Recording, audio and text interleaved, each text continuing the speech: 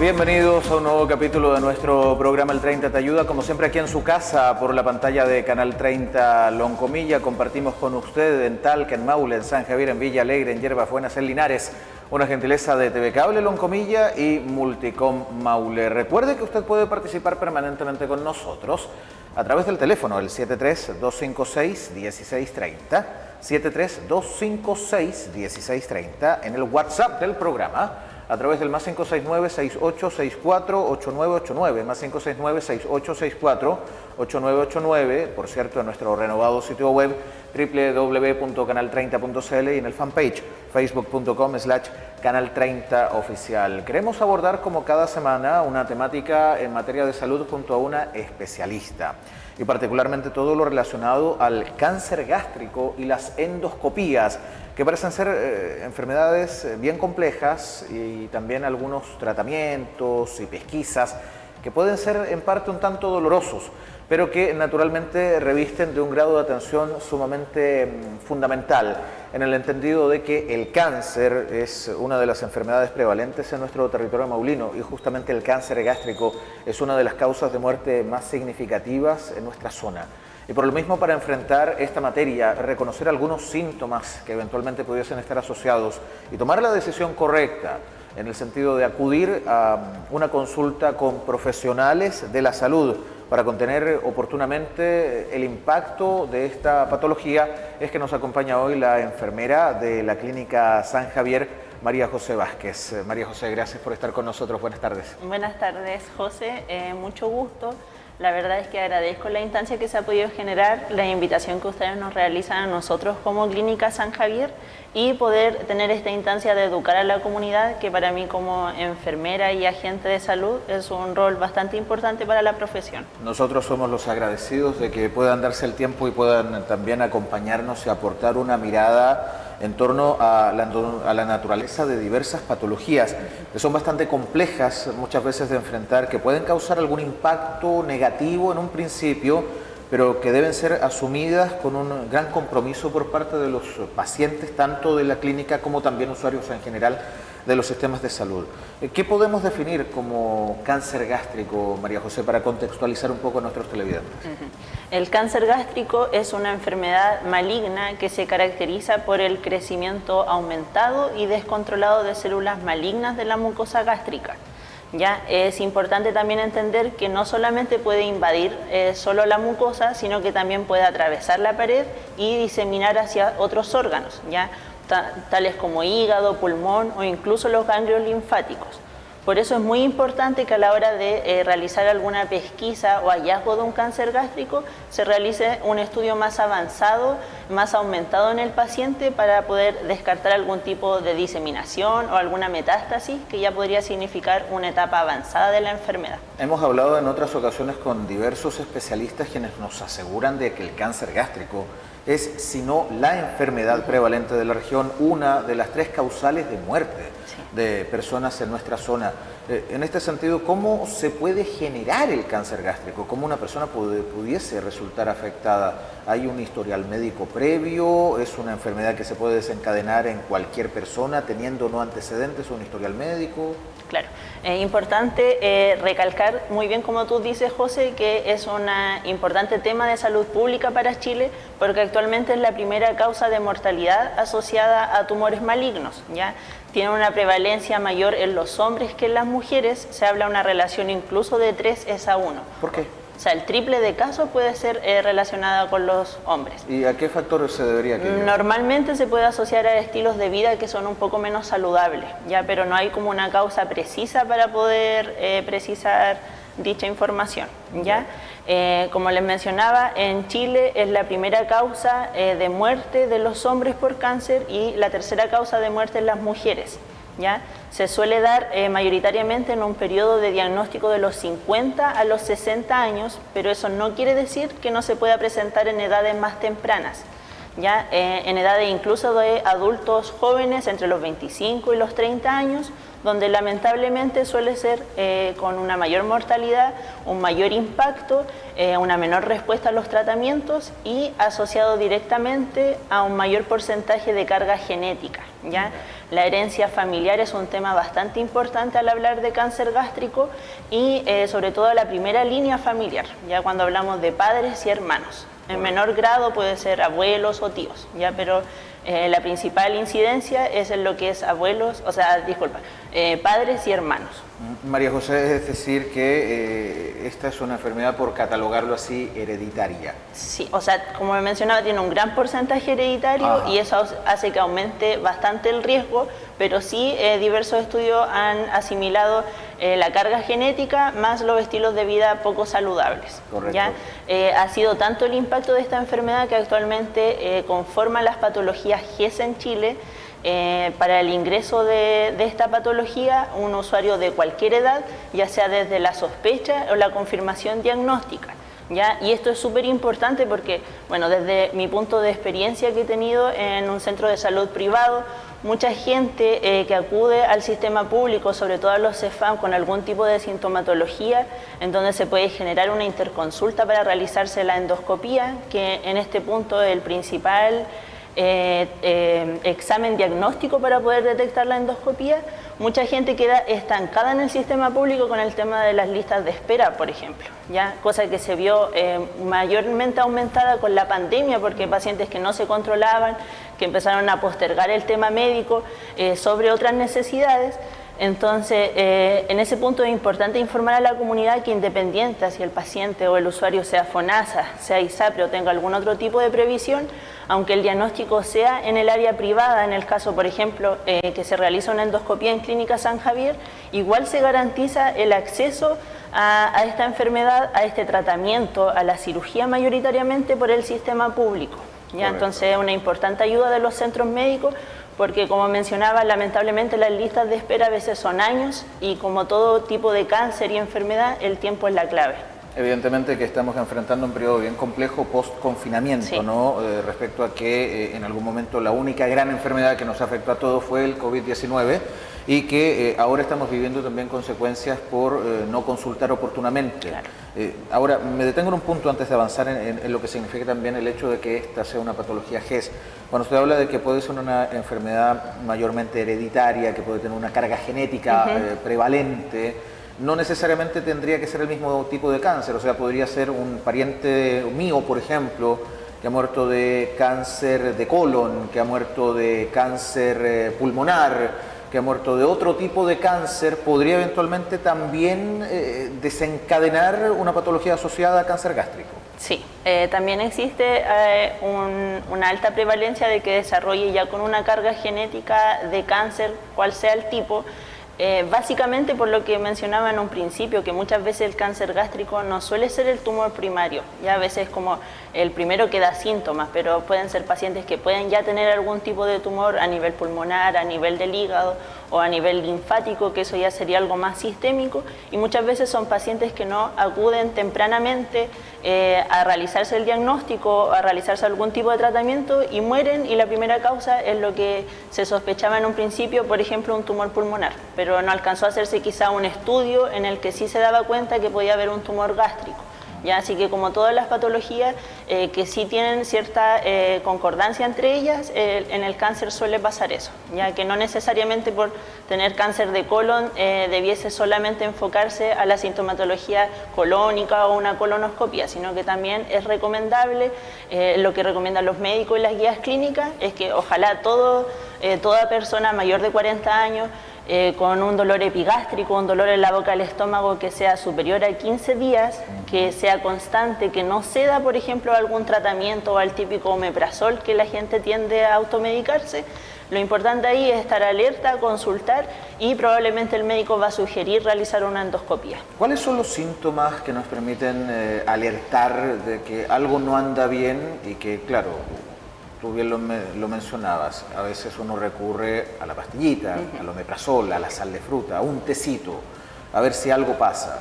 Puede ser una hinchazón, quizás comí mucho, claro, pero si esto es constante y persistente en el tiempo, ese puede ser uno de los síntomas. Pero ¿qué otros síntomas también podrían estar relacionados para que una persona diga, ojo, algo pasa?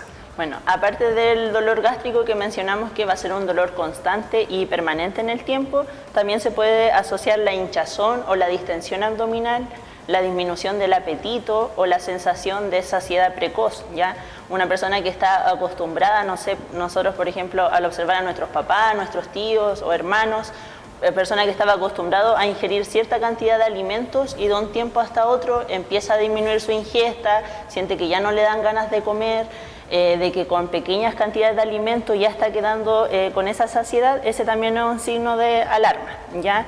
Signos un poco más avanzados como vómitos con sangre o deposiciones negras, ¿ya? Cuando hablamos de deposiciones negras son realmente negras, oscuras, ¿ya? Que eso puede significar que el tumor pueda estar sangrando, que pueda haber algún tipo de hemorragia interna y también obviamente va a ser un signo de alarma lamentablemente más avanzado, ¿ya? Y lo otro que también está presente en gran parte de la enfermedad y los cánceres es la pérdida de peso inexplicable o sin causa aparente. Ya un paciente que sumado a todo lo que yo había dicho anteriormente y aparte tiene una pérdida de peso a veces brusca, a veces nos llegan pacientes a nosotros con pérdida de peso de más de 20 kilos en 3 meses o en un año, eso ya es un signo bastante de alarma. Un paciente con una enfermedad crónica, diabetes, hipertensión u otra patología, ¿podría ser más proclive, por ejemplo, a padecer un cáncer de estas características? Sí, podría tener un mayor tipo de influencia, pero más que nada si nos vamos como al factor que desencadena todo este tipo de patología, ya porque cuando ya hablamos de una enfermedad que compromete a otro tipo de sistema, ya sea diabetes o la hipertensión, se habla mayoritariamente, si no es de una carga genética, de un estilo de vida poco saludable y muchas veces eso es lo que va generando en el tiempo que estas células vayan proliferando y si a eso sumamos la carga genética y otro punto súper importante que no habíamos mencionado, que el Helicobacter pylori positivo puede tener una mayor disposición a poder desarrollarlo. Que es una cuestión bien presente hoy por hoy en muchas personas, ¿no? Sí. En ese mismo sentido, María José, y entendiendo que estamos hablando de una situación bien compleja y que médicamente requiere de una atención pronta, una atención rápida, el tiempo aquí juega un rol fundamental. Detectarlo de una forma preliminar, en una etapa más inicial, versus una condición que ya puede ser un poquito más difícil, como estas bajas repentinas de peso, esta inapetencia y todos esos factores ya previamente descritos, permitiría dar vuelta un poco el escenario, tratar de mitigar una consecuencia que pueda terminar indefectiblemente en la fatalidad. Sí, la verdad es que han habido bastante avance en el tema médico y de tratamiento asociado al cáncer gástrico.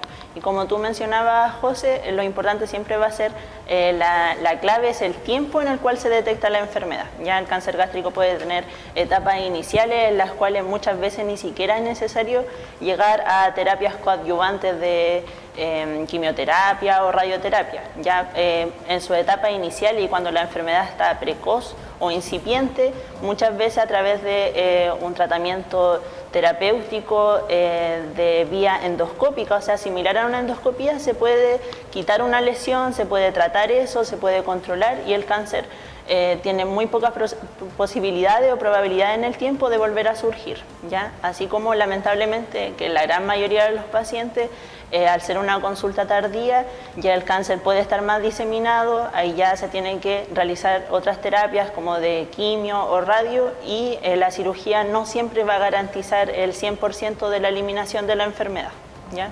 Pero con eso también es importante el tema del control posterior al cáncer gástrico, ya, porque no significa que si una vez si se operó el paciente, no va a significar que va a llevar una vida entre comillas normal, ya. Correcto. Tiene que tener un seguimiento, sobre todo con endoscopía, tratamiento médico y bueno, un punto súper importante y que a veces no solemos mencionar por el tema profesional de salud, el apoyo familiar, que es un tema que es como la base de poder superar cualquier tipo de enfermedad. En este mismo sentido, la acogida dentro del entorno más directo, la familia, los amigos, es fundamental también para acompañar a un paciente que puede enfrentar también un quebrantamiento de su salud emocional producto de esta enfermedad, porque se ha evidenciado también, se ha constatado incluso en estudios científicos, que una salud mental debilitada producto del impacto de la notificación de una patología de esta magnitud podría también desencadenar también otros problemas y atentar contra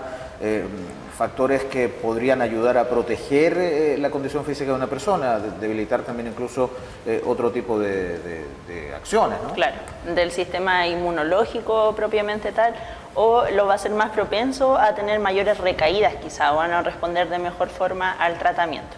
Ya, por eso se habla de pilares fundamentales dentro de la enfermedad, que más allá de la cirugía, del tratamiento médico, de las intervenciones quirúrgicas que se puedan realizar, hay una parte importante también del compromiso tanto del usuario como de la familia en poder afrontar esta enfermedad que, como todos sabemos, tiene una alta mortalidad.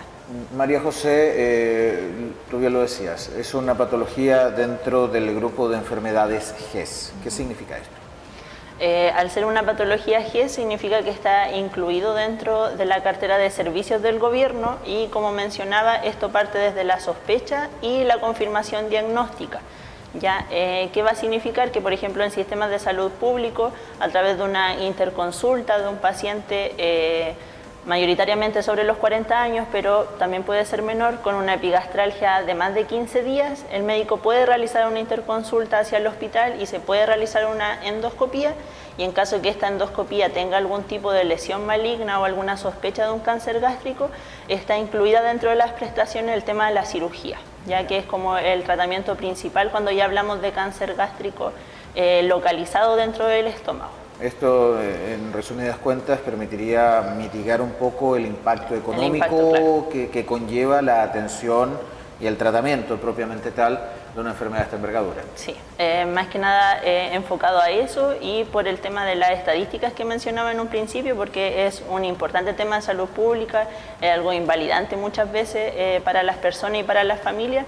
Entonces, más que nada el gobierno busca tener este apoyo de alguna u otra forma, con esta garantía de confirmar el diagnóstico, de entregar herramientas para poder realizar la cirugía y el posterior seguimiento, ya sea con endoscopía o con otro examen imagenológico. Perfecto, eso también permitiría también acceder a otro tipo de acciones y mantener un poco la calma en materia del presupuesto familiar, claro, considerando el alto costo que significa enfermar en un país como el nuestro, sí, naturalmente. Pero también tú lo mencionabas, dentro del proceso de tratamiento, pesquisa, monitoreo, se habla de la endoscopía digestiva alta. ¿Qué significa? Sí, la endoscopía digestiva alta es un procedimiento ambulatorio de carácter invasivo, en el cual bajo dos tipos de sedación, una que es local, que es un líquido en spray para dormir la garganta, que es por donde pasa el equipo, y una sedación endovenosa que muchas veces va a hacer que el paciente esté más dormido y no recuerde mucho del examen. Se puede introducir un tubo flexible por la boca que va a recorrer el esófago, va a llegar al estómago y se va a visualizar el duodeno, que es la primera parte del intestino delgado. ¿Ya? Con esta visualización completa del estómago se puede detectar a través de una simple muestra el test de ureasa, que es para ver si el paciente tiene o no el Helicobacter pylori positivo. ¿Ya? ¿Por qué es tan importante? Porque muchas veces un Helicobacter pylori positivo no tratado de larga data va a causar cierto tipo de inflamación en la mucosa gástrica, que la va a hacer más propensa a tener atrofias y a desarrollar a futuro algún tipo de lesión neoplásica, ya un cáncer. Y en caso de que esté negativa, obviamente no tiene que tener ningún tipo de tratamiento de antibióticos, pero sí se recomienda un tratamiento preventivo para esto, ¿ya? Cuidarse con ciertos alimentos o realizarse pesquisas continuas en caso de que haya nuevas molestias, ¿ya? Y lo otro importante es que por medio de la endoscopía, en caso de que se visualice algún tipo de lesión, se puede tomar una biopsia, ya que la biopsia es fundamental para el diagnóstico y la confirmación del cáncer gástrico, porque más allá de que nosotros trabajemos con gastroenterólogos o cirujanos digestivos que sean con una vasta experiencia en el tema, el cáncer gástrico sí o sí se va a confirmar su diagnóstico de manera histológica, ya por medio de una biopsia. Entonces, esta biopsia es el primer punto de entrada para poder confirmar qué tipo de cáncer estamos enfrentando, en qué etapa está avanzando, si está infiltrante, si está comprometiendo a otro tipo de órgano o no. Bueno, puede ser parte de la mitología urbana, pero el cáncer gástrico o el Helicobacter pylori, ¿pueden ser contagiosos? ¿Pueden ser transmisibles? Sí, el cáncer gástrico como tal no puede ser transmisible porque ya es parte de del significado de cáncer, que es una enfermedad no transmisible. ¿ya? Pero sí el Helicobacter pylori, más allá de que aumente la transmisión entre familiares o personas que comparten alimentos, es tan fácil la manera de que se puede transmitir de que es altamente contagioso, ¿ya? Los expertos lo que recomiendan es, ojalá las veces que uno se alimenta, tratar de que no sean en alimentos, por ejemplo, de la calle, en el sentido de que no pasan por todos los puntos sanitarios muchas veces, no se puede certificar eso, y alimentos a veces que son ahumados, por ejemplo, o ultraprocesados, ¿ya? Pero sí, muchos médicos lo que privilegian es que ante un familiar, o el papá, por ejemplo, o la mamá que se realiza una endoscopía con detección de Helicobacter pylori positivo, el tratamiento precoz es que ojalá toda la familia o se realiza una endoscopía o se puede realizar un test de deposiciones que va a identificar si está o no presente el antígeno del Helicobacter. Y en caso que esté, ojalá que toda la familia se pueda tratar, porque a la larga, si por ejemplo el papá se trata y la mamá o el hijo siguen con la bacteria positiva, se siguen intercambiando, por ejemplo, tenedor, cuchara o platos, probablemente se vuelva a contagiar en algún punto de su vida. Y eso también traería consigo algunos problemas mucho más complejos que desencadenarían incluso el cáncer gástrico o alguna de sus concomitancias. Claro. En este mismo sentido, María José, ¿cuán importante es que la gente tome conciencia de todos los cuidados en materia de alimentación? Porque incluso se ha dicho, lo desconozco totalmente, tú me lo podrás aclarar en tu condición profesional, si es que a veces por el hecho de consumir frutas o verduras que no sean lo suficientemente lavadas o bien tratadas, podría también ese ser un factor que genere la presencia de algún tipo de elemento que pueda generar este tipo de situaciones en el cuerpo, ¿no? Sí, la verdad es que el llamado a la comunidad es claro y conciso en mejorar los estilos de vida que sean mucho más saludables, ¿ya? El tema de la alimentación, como bien dice José, cuando no se puede lavar bien la fruta o las verduras, es un producto que nosotros vamos a ingerir y que tiene muchas más probabilidades de contener algún tipo de bacteria, ya, o algún tipo de infección, y entre ellas el Helicobacter pylori, ¿ya? Pero es muy importante hacer este llamado. Bueno, nosotros sabemos, yo desde lo personal, que es muy difícil, por ejemplo, eliminar el 100%, no sé, por los asados, la longaniza o los alimentos procesados, pero ojalá el llamado es a atenuar ese impacto que tienen en nuestra vida, las carnes rojas, los alimentos ahumados. Por eso se habla mucho de una prevalencia superior en Chile a nivel mundial, porque Chile actualmente es casi el cuarto país con mayor incidencia de cáncer gástrico, después de países asiáticos como Japón, Corea, China, y se habla mayoritariamente de una enfermedad endémica porque se desarrolla en mayor cantidad en regiones como el Maule, hacia el Biobío, ya, o hacia la Araucanía. ¿Por qué? Porque este tipo de alimentación que uno suele tener es mayoritariamente de alimentos irritantes, por ejemplo, el ají, o aumentos de consumos de sal, y sumado también a la baja de ingesta de frutas, verduras, el bajo consumo de agua, el aumento del consumo de alcohol y, como mencionaba, básicamente estilos de vida saludables que sí se pueden mejorar, que obviamente si lo sumamos a una carga genética presente, por eso es tan importante saber el historial médico a veces de la familia, ¿ya? O estar atenta, si por ejemplo mi papá presenta alguno de estos síntomas, o mi mamá, y yo veo que hace tiempo está con esto y no se trata, poder diagnosticarlo a tiempo y yo también realizarme algún tipo de examen preventivo. Ya los expertos casi siempre hablan de ojalá un anticipo de la enfermedad de unos 10 años incluso. Ya si por ejemplo mi mamá o mi papá le detectaron la enfermedad a los 50, 55 años, ojalá yo antes de los 40 años ya esté realizándome el primer examen preventivo, que sería la endoscopía. Sería importante entonces que un paciente, entre comillas, sano, pueda realizar rutinas de seguimiento y de pesquisa mucho más habituales de lo acostumbrado. Claro. O sea, no acudir al médico frente a una dolencia, sino que realizarse, como se dice, un chequeo regular. Eso, sí. Lo importante, como todo tema de salud, el tema de la prevención y la promoción de este tipo de enfermedades, y ojalá no esperar a este tipo de síntomas, porque muchas veces cuando la enfermedad lamentablemente está más avanzada o es más maligna, suele ser mucho menos la cantidad de síntomas que presentan, y puede significar que en el tiempo solamente hubo una baja brusca del peso, un paciente que quizás puede ser diabético, descompensado, y la familia tiende a pensar que pudo haber sido la misma diabetes, ¿ya?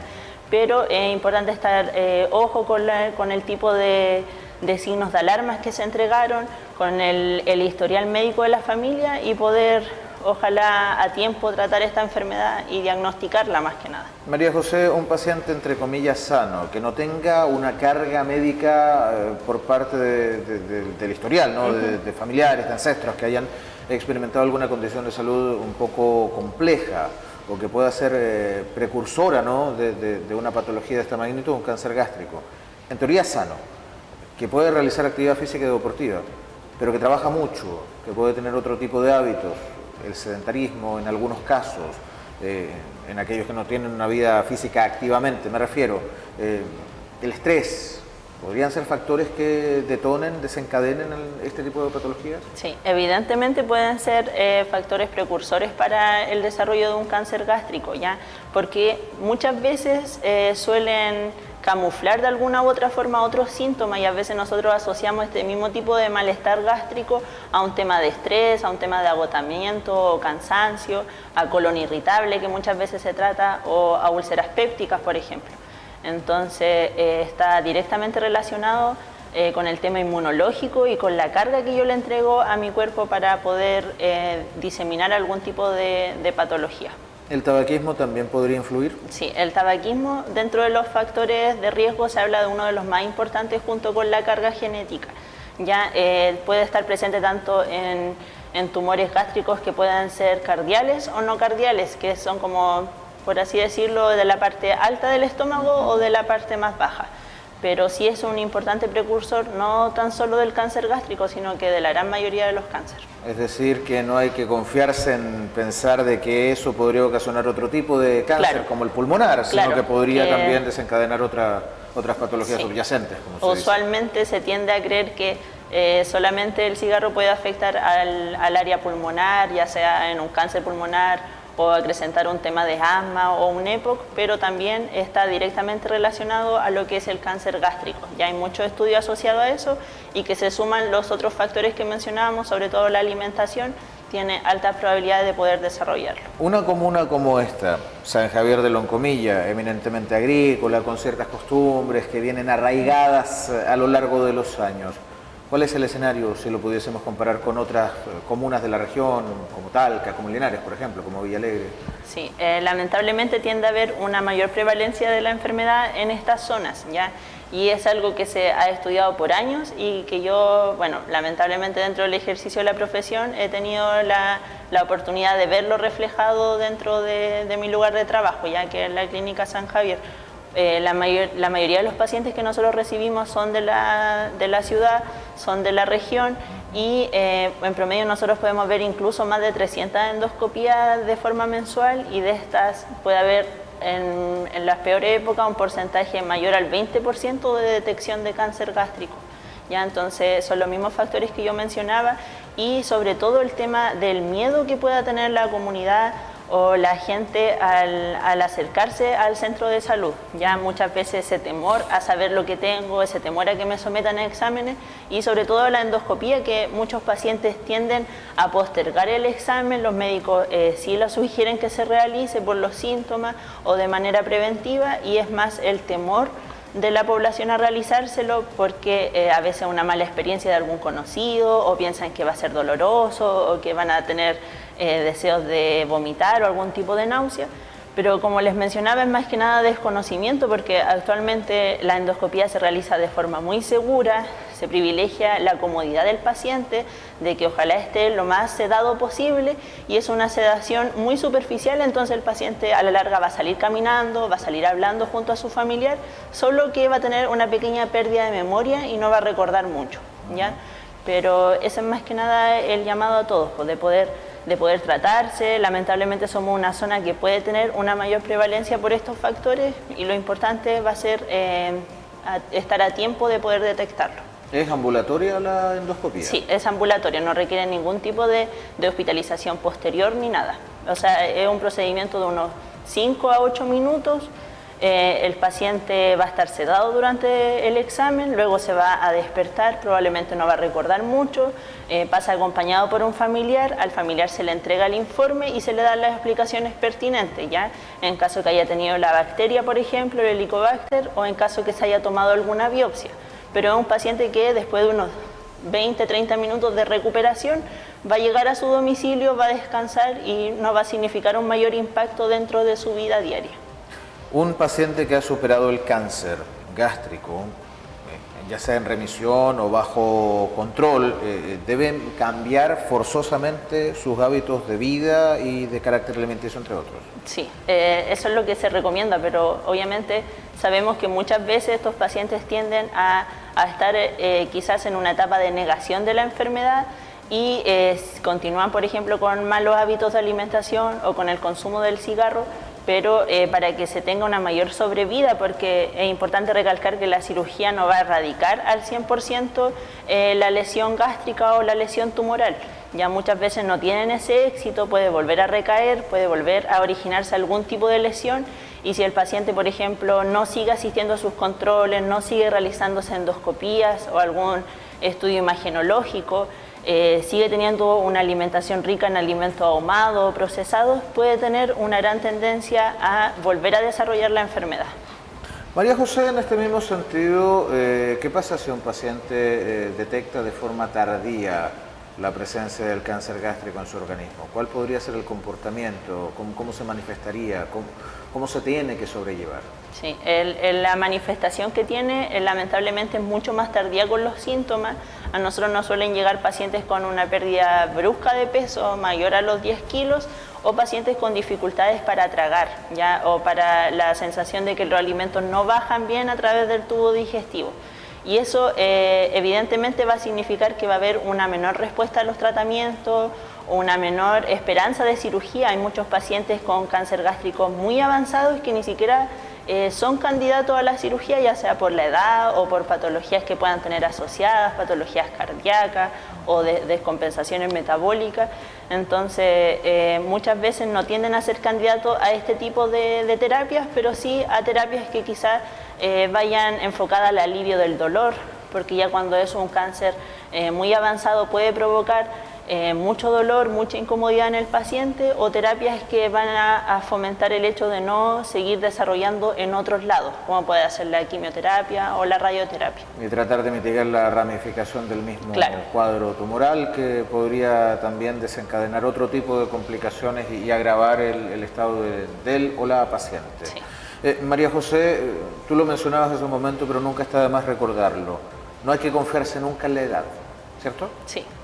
El tema de la edad, como mencionaba, las estadísticas son claras, pero muchas veces uno no debe fiarse de eso porque puede haber algún tipo de prevalencia en otro rango etario. ¿Ya? Nosotros, las guías clínicas, hablan de una prevalencia entre los 50 a 60 años, pero se ha detectado incluso en pacientes jóvenes de 25 a 30 años, que, como decía en un principio, suele ser más agresivo. Entonces, más que enfocarse en un rango etario, que si bien los médicos sí se van a ajustar a un paciente mayor a 40 años, con una sintomatología de epigastralgia o dolor en la boca del estómago mayor a 15 días, es importante estar atenta a estas señales de alerta. Si soy un paciente más joven, si igual presento este tipo de sintomatología, y ojalá no siempre tratar de justificarlo o asociarlo a algún otro tipo de situación de salud, ya sea estrés o un tipo de decaimiento, o muchas veces personas jóvenes que pueden estar cursando quizás por una situación familiar complicada, el tema de la universidad, los estudios, no sé, relaciones de pareja, que pueden camuflar todo este tipo de síntomas. Entonces, el llamado era no confiarse, en no pensar que es una enfermedad o una patología que pueda estar presente solo en personas adultas o adultas mayores. Perfecto. María José, muchísimas gracias por compartir este valioso tiempo con nuestro programa El 30 te ayuda. Y un último consejo, un último dato para nuestros amigos televidentes. ¿Dónde está la Clínica San Javier y cómo se puede acudir a ella para consultar a su amplio equipo de especialistas? Mira, nosotros estamos ubicados en San Javier, en Sargento Aldea 2372. Actualmente han mejorado mucho las vías para poder solicitar ya sea atención médica o de alguna otra especialidad o endoscopías. Se puede hacer mediante WhatsApp, mediante la página web poder reservar horas o también poder asistir a la clínica que está abierta en todo horario, ¿ya?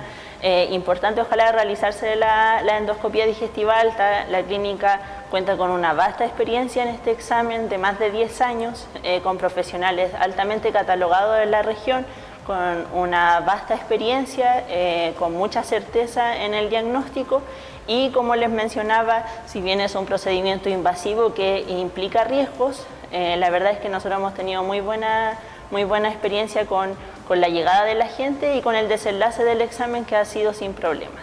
Perfecto. María José, muchas gracias por acompañarnos esta tarde, ¿no? Gracias a ustedes. María José Vázquez, enfermera de la Clínica San Javier, que nos entregaba mayores antecedentes respecto de una situación que amerita nuestra atención, concentración y cuidado respecto de las alertas a nivel físico y, por qué no decirlo, también a nivel emocional, que podrían desencadenar, junto a una serie de otros fenómenos adyacentes, algún problema de carácter preocupante que produzca, por ejemplo, un cáncer gástrico. Poner mucho ojo, mucha atención, cambiar nuestras conductas de vida para mitigar su avance y, lo más importante, realizarse chequeos continuos y permanentes, integrarlos a nuestros hábitos cotidianos de subsistencia para detectar a tiempo alguna situación compleja donde evidentemente puede haber una incomodidad al momento de realizarse un examen, pero es una incomodidad menor en comparación a lo que podría significar un tratamiento para tratar de erradicar, combatir o paliar las consecuencias del cáncer gástrico presente en su organismo. Una de las enfermedades más difíciles de poder sobrellevar en nuestro territorio regional y nacional, y que es la principal causa de muertes en hombres y la tercera en mujeres en nuestro país. Ponga acento, ponga atención respecto a alguna dolencia asociada a todo el aparato gástrico para tratar de evitar alguna consecuencia que pueda ser un poquito más difícil. Acompáñenos hasta las 5, el 30 te ayuda, por la pantalla del canal de la gente.